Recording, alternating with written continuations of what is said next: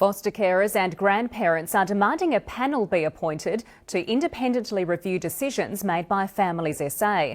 A parliamentary inquiry has heard claims the department has a culture of bullying and standover tactics with no avenue of appeal for carers. Jo Jarvis represents hundreds of foster carers. Many, she says, are at breaking point. Families are just going, I've had enough.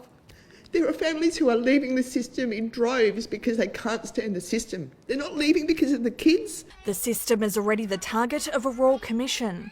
There are now fresh claims Families SA is dogged by inaccurate case reporting and poor decision-making by inexperienced staff.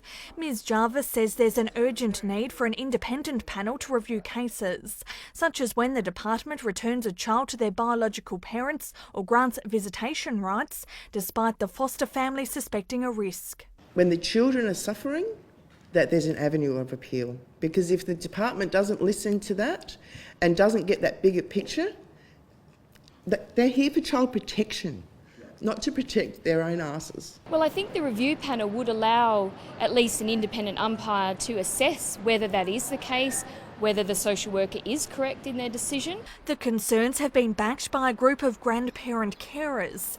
They claim warnings raised with Families SA about alcohol or drug abuse affecting their grandchildren often fall on deaf ears. Families SA keep saying, will you stop ringing?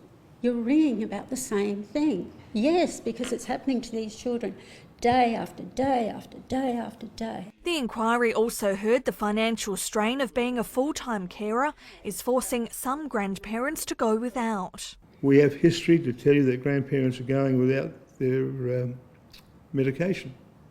That is a fact. They also go without meals. The government says anyone with complaints about Families SA should approach the Royal Commission. It says grandparents who care for grandchildren under the guardianship of the Minister receive similar payment as foster carers, and others can claim through Centrelink.